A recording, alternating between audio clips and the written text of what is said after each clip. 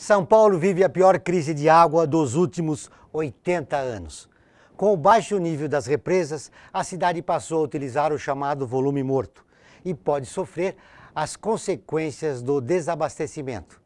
Para pesquisar por que chegamos a essa situação, o cineasta Caio Silvio Ferraz lançou o projeto Volume Vivo. Ele pretende produzir uma série de vídeos para estimular a reflexão sobre o uso da água.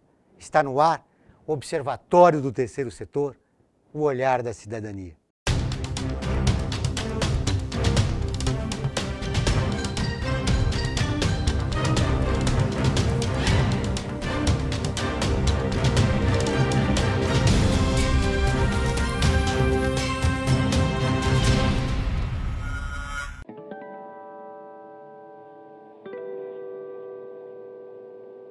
Começou hoje na Grande São Paulo a captação da reserva técnica, o chamado volume morto. Governador Geraldo Alckmin descarta racionamento de água em São Paulo. O sistema é responsável pelo abastecimento de cerca de 9 milhões de habitantes e por quase metade da água distribuída na região. A situação é tão crítica que mesmo que a chuva caia em profusão, a recuperação do Cantareira será lenta. Não há racionamento oficial, mas muitos paulistanos já sofrem com a falta d'água. A crise da água em São Paulo já é uma realidade. E se não chover bastante, o principal sistema de abastecimento de água do estado de São Paulo entrará em colapso até novembro deste ano. O sistema Cantareira é formado por 5 represas interligadas: Jaguari-Jacareí, Cachoeira, Atibainha, Paiva Castro e Águas Claras. Até o Paiva Castro, a água desce por túneis, mas para chegar a São Paulo, ela precisa ser bombeada para subir a Serra da Cantareira até chegar a um pequeno reservatório chamado Águas Claras, onde depois é tratada e distribuída. Esta é a represa Jaguari-Jacareí. Ela fica a mais ou menos 100 km da capital e é a principal represa do sistema Cantareira, responsável por 80% de seu volume total. Como se pode ver, não tem mais muita água. Desde maio deste ano, começamos a usar a água que fica abaixo do nível das comportas, o famoso volume morto. Esta água está sendo bombeada 24 horas por dia para outras represas que levam até São Paulo. No ritmo que está indo, até outubro deste ano, esta represa deve secar, e estaremos dependendo do volume restante nas próximas represas. Mas 2014 é ano de eleição, e pouco está se falando das consequências e soluções para este problema. Quais serão as alternativas se acabar a água desses reservatórios? Quais as ações necessárias para superar essa crise? A crise é um ótimo momento para repensarmos ações e necessidades. Quanto mais conscientes e preparados estivermos, mais fácil será cobrar uma atitude e chegar a uma solução. Volume Vivo é uma série de vídeos que pretende investigar as causas e soluções dessa crise. Se você também se preocupa e quer saber mais sobre o assunto, participe desse projeto. Incentive a produção de conteúdo independente. O cineasta Caio Silvio Ferraz dirigiu o documentário Entre Rios, que conta a história da cidade de São Paulo na perspectiva de seus rios e córregos. Desde 2007, ele vem trabalhando a temática da água. Tudo bem, Caio? Tudo bem. É oportuno, né, lançar a campanha do financiamento? Então, eu acho que é importante a gente falar sobre esse assunto nesse momento. A gente está vivendo uma crise de água muito séria que, de certo modo, está sendo velada. E esse é um assunto muito complexo, que eu acho que é necessário que as pessoas tenham entendimento dessa temática de uma maneira um pouco mais aprofundada. E essa foi a minha ideia para fazer esse projeto. O que a população precisa saber e que as autoridades não contam a respeito da água? Eu acho que precisa se falar que a crise é grave, sabe? Eu acho que a Sabesp, o próprio governo do estado, começou lá para maio, fez algumas campanhas com o Rodrigo Faro lá na TV, mas quanto tempo que a gente não vê mais isso, né? E a crise está cada dia mais se aprofundando. Cientistas já sabem que, mesmo se chover bastante, os técnicos sabem que a represa não vai encher. E a gente vai ter pode ter uma situação no ano que vem que é pior. Então é importante já começar, a população saber que vai ter que economizar desde agora. Porque se o consumo for muito grande agora, no final do ano, a gente vai ter uma situação pior ano que vem. Então isso tem que ser falado. Nos últimos 7 anos você vem estudando e filmando a temática da água na nossa cidade. Qual é a solução para o problema? A solução, são muitas soluções, né?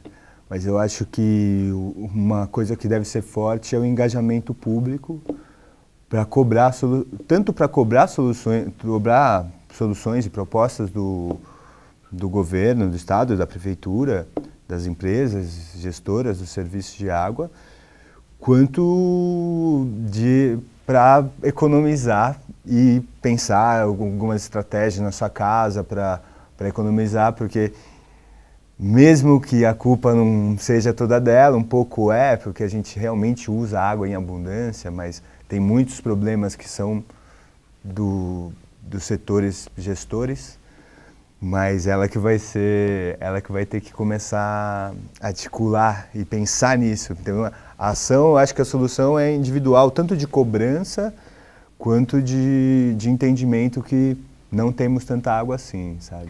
Mas o governo pensa diferente, ele segue uma outra trajetória. Ele se nega a falar em racionamento e utilização racional da água. Eu tô achando quase patético assim, a situação que a gente vê nas campanhas, assim, que você só vê as pessoas falando em obra. E obra, como é que se produz água, né? A gente tem que falar desde o início. Água é verde, sabe? Água é floresta, então a gente precisa pensar a conservação dos mananciais.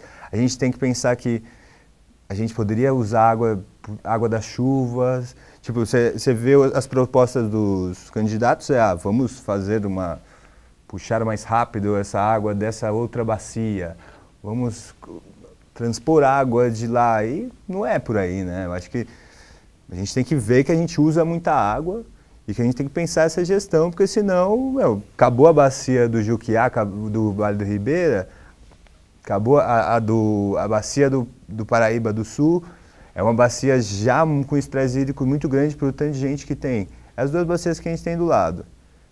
Para onde que a gente vai depois? Não tem para onde ir. Uma das coisas mais importantes, eu acho que para a cidade de São Paulo é a gente repensar o sistema de tratamento de esgoto.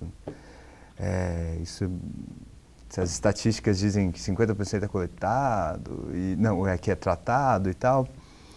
E isso é muito pouco, né? Esses dias eu fui para Itu fazer umas gravações, Itu está com uma situação de crise gigantesca, assim. Eles estão há 6 meses em racionamento. E você olha assim, o Tietê lá é bem grande já e está totalmente poluído. E a carga que vem daqui, sabe? Eles poderiam ter outras situações ali, outro uso. Acho que ou a gente toma conta primeiro, tratamento de esgoto, ele tem que ser... A gente paga isso, entendeu? Quando você paga a boleta da Sabesp, você paga água e paga o dobro em esgoto. E a ideia é que você tenha a coleta e tenha o tratamento, sabe? Então, nenhum desses serviços são universalizados. E a gente está numa área de nascente também, né? São Paulo é a cabeceira do Rio Tietê, por isso que é o Alto Tietê. E a gente tem que saber que a gente ainda não tem o volume da água, a gente está nesse berço, entendeu? Então a gente tem que cuidar dessas águas porque é um berço ainda, né? Você tem que... É onde a gente não tem muito volume mesmo de água. Muito bem. No próximo bloco, nós vamos continuar a entrevista sobre a crise da água com o cineasta Caio Silva Ferraz. Voltamos dentro de instantes.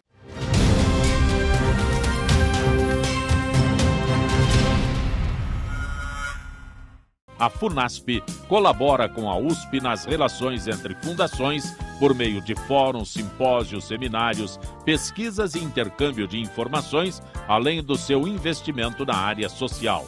Para melhores informações, entre no nosso site www.funasp.org.br. FUNASP, um marco entre o universo acadêmico e a sociedade.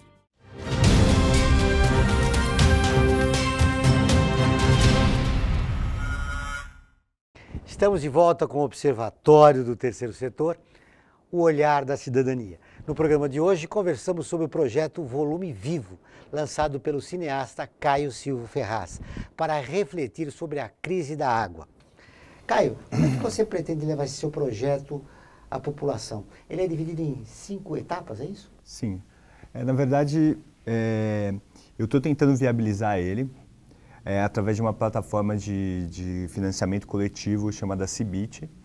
E a ideia é que as pessoas podem ajudar doando a quantia que puderem para o vídeo. Assim. A ideia do projeto é uma série de vídeos para a internet, assim, vídeos curtos, porque a internet tem esse tempo diferente, né, que é o da TV. A ideia é que sejam vídeos de até 10 minutos. E a ideia é fazer 5 vídeos. 5 ou 6, na verdade. Talvez tenha esse bônus. Mas as temáticas são... o primeiro vídeo que vai ser lançado vai ser sobre a Grande São Paulo. Então, qual é a situação da crise na Grande São Paulo? Então, discutindo quais são os órgãos gestores e esse entendimento de como funciona a gestão da água na cidade de São Paulo. O segundo vai discutir a questão da água como mercadoria. Então, discutir um pouco da história da comercialização da água, né? Desde do primeiro sistema Cantareira, que foi feito pelos ingleses, até a privatização da Sabesp, os lucros exorbitantes que não se repassam ao consumidor. O terceiro episódio vai ser sobre a água, relação da água e o verde. Da onde vem a água? Então, a água é igual à floresta e a gente tem que ter isso em mente, sabe? Que não existe água, sabe? A gente perde água se a gente não tiver matas e florestas e verde. E o último, daí tem um episódio, que vai ser o 4º episódio, vai ser sobre a água e energia, né? Essa relação importantíssima que a água e a energia têm no Brasil. E o último vai ser sobre soluções. Então, acho que vai ser mais para o final do ano, a gente já vai estar entendendo. Eu percebi aqui que nesses 5 ou 6 vídeos, né, que você pretende, que fazem parte do projeto, não está aqui o que você destacou na nossa entrevista no bloco anterior, que é a participação popular, de como a população toma conhecimento desse grave problema da crise da água. Eu acho que nesse primeiro episódio, na verdade, vai ter um pouco disso, porque as pessoas vão entender como funciona essa gestão.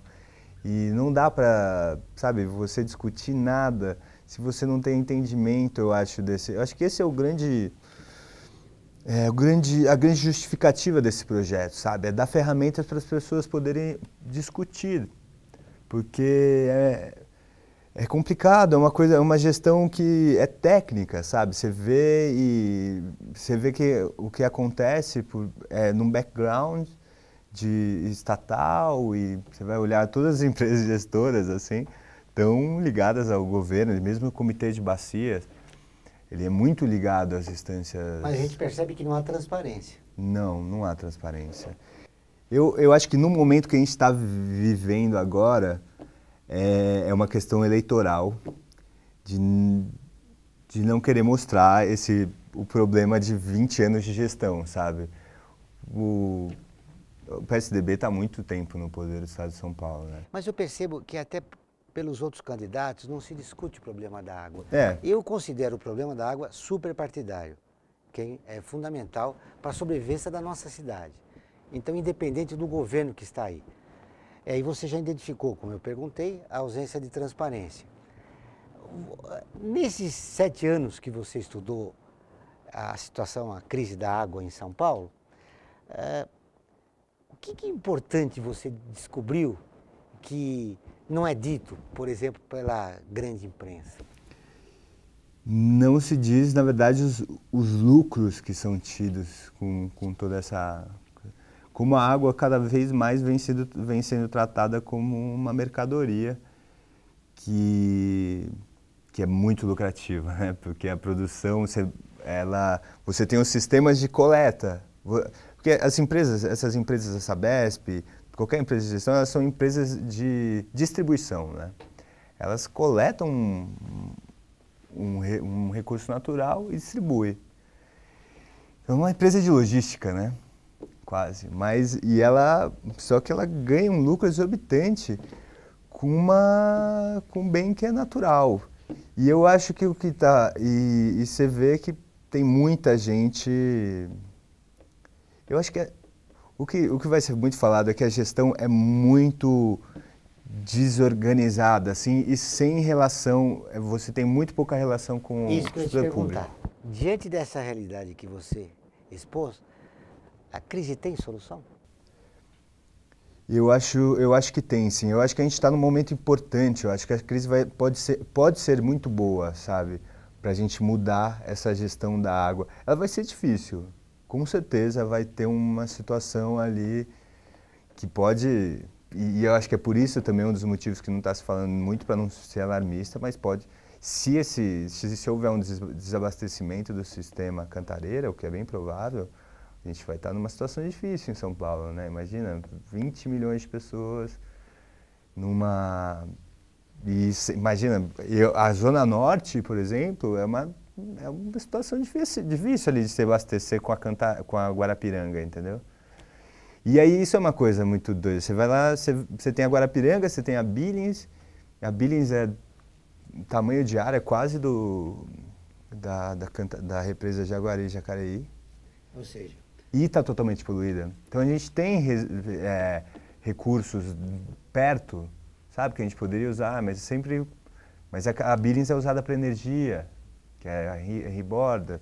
Então, e ela é muito poluída, sabe? Mas por que se deixou, sabe? Porque ali é onde as indústrias do ABC jogam seu... Também tem invasão dos mananciais. Invasão dos mananciais na Billings. Então, bom, diante desse problema, a população deve sofrer a médio e a longo prazo, porque solução a um prazo curto não existe. Não existe. Depois do intervalo, nós vamos falar mais sobre a questão da água. Até já.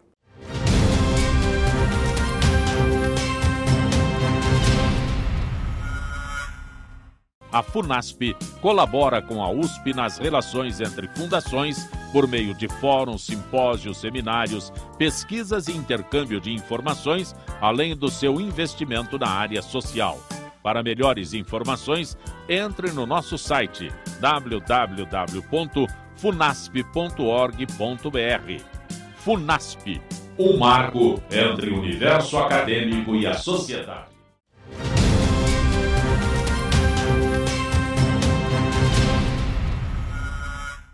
Chegamos ao último bloco do Observatório do Terceiro Setor, o olhar da cidadania. Nosso entrevistado de hoje é o cineasta Caio Silva Ferraz, autor do projeto Volume Vivo, que pretende produzir uma série de vídeos independentes sobre a crise da água. Caio, nos blocos anteriores, a gente apresentou uma situação bem pessimista, né? Mas você já disse que tem solução. Agora, que ações poderiam ser desenvolvidas para que a gente conseguisse essa solução?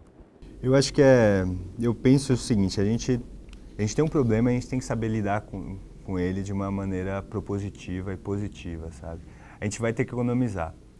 Então, pensando isso como ação de pessoal, né, de individual, eu acho interessante que se estimulem ações como captação de água da chuva, tratamento de efluentes em menor escala, e também que as pessoas economizem em casa. Existem uma série de ações, você pode... Eu sei que a Sabesp fala muito disso. São iniciativas práticas que ajudam a economizar água. Que ajudam a economizar água, porque a crise vai bater na porta e quanto mais a gente economizar, mais tranquilo a gente vai estar. Mas, Caio, quanto à chuva, há um problema. Não chove na cidade. Então, a gente tem um problema desse... toda a chuva que cai em São Paulo, dentro da cidade de São Paulo, a gente perde em rios poluídos. Então, em médio e longo prazo, eu acho que na verdade não, curto prazo, eu espero que seja em curto prazo isso, a gente pense em ações para despoluir os rios, porque essa água dos rios poderia ser usada para vários usos se o rio fosse limpo, entendeu? Se a gente tivesse... E também o quanto que a qualidade de vida na cidade ia melhorar, sabe? Tipo, eu acho que é um cuidado básico que a gente tem que ter, que é, pô, você tem o rio é a natureza e ele sempre vai estar lá, sabe? Aquilo que está lá, o que a gente vê como esgoto, aquilo é a gente mesmo, sabe? Outra coisa que eu quero abordar com você, além da importância da temática, né, da crise da água, é esse projeto do financiamento coletivo. Seu projeto também traz uma inovação nesse segmento. Como é que você pensou isso? Eu acho que eu pensei um pouco para essa situação, porque no Brasil a gente tem alguns modos de fazer a produção audiovisual, né? Uma delas é fazer para TV, mas que é uma maneira difícil. Outra, financiamento por meio de leis de incentivo. Tudo isso é muito demorado, processo lentíssimo, de se aprovar o projeto numa secretaria demora 3 meses, 4 meses. E eu vi que não era viável porque esse projeto é urgente, sabe? E eu acho que é importante que as pessoas... E como todo mundo critica, a TV não passa, não mostra conteúdo relevante, acho que é importante que as pessoas comecem a pensar o que é relevante, que tipo de conteúdo ela gostaria de assistir, sabe? Que tipo de conteúdo eu gostaria de assistir, de apoiar, que as pessoas vissem. Então eu acho que isso que é novo nesse projeto e que é uma coisa que cresce a cada dia, né? Como é que você chegou a essa iniciativa? Eu comecei eu entrei em contato com uma plataforma dessas de financiamento coletivo e montei um orçamento, pensei quanto que ia custar, vi com os amigos. Quanto custa esse projeto? Esse projeto custa R$60 mil para produzir esse vídeo durante esses seis meses. E o financiamento coletivo começa quando? O financiamento coletivo já começou. Já começou. Já começou e tem mais 1 mês e meio de captação.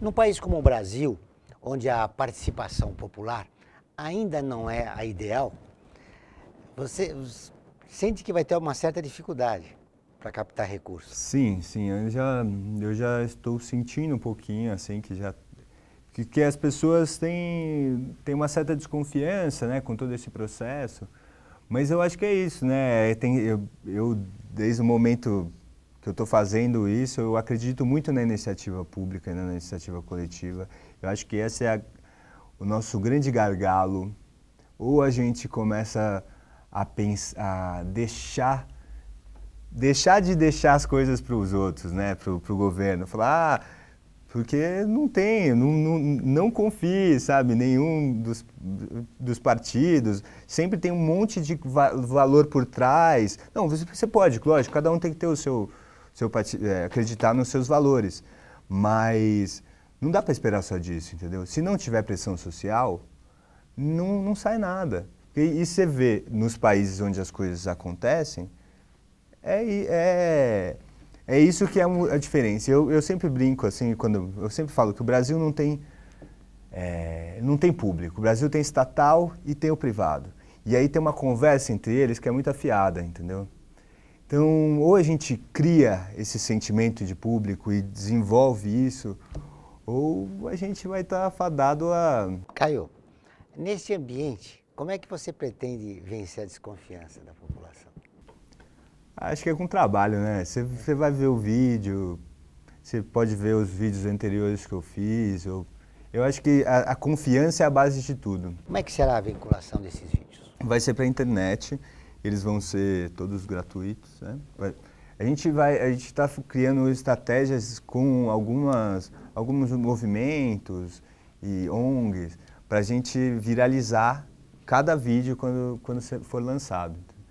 Então, A ideia é que quando for lançar um vídeo a gente vai fazer um grande debate, vai ser fazer um debate, apresentação num teatro e fazer um debate, e no outro dia ele vai entrar no ar para a população. Isso é importante destacar, o vídeo vai estar acompanhado sempre de um seminário, de uma discussão a respeito do problema da água. Toda a estreia a gente vai fazer esse debate, tentar criar esse movimento, né? Que eu acho que é isso que a gente está precisando, criar um movimento de pressão, sabe? Tem muita gente pensando nessa questão da água há muito tempo. Só que os grupos realmente são desarticulados e cada um tem as suas ações. Eu acho que a gente tem que criar um elo, sabe? E pressionar, porque a gente tem um grande desafio. A água é fundamental para que a cidade continue sobrevivendo. Sobretudo porque a população precisa trabalhar, viver na nossa cidade. Caio, finalizando nossa entrevista, eu queria pedir a você que conversasse com o telespectador, pedindo a ele para que ele participe desse... Por que é importante participar do Volume Vivo, do projeto Volume Vivo? Conversa com o nosso telespectador. Olá a todos. Gostaria de pedir a ajuda de vocês para fazer esse projeto acontecer.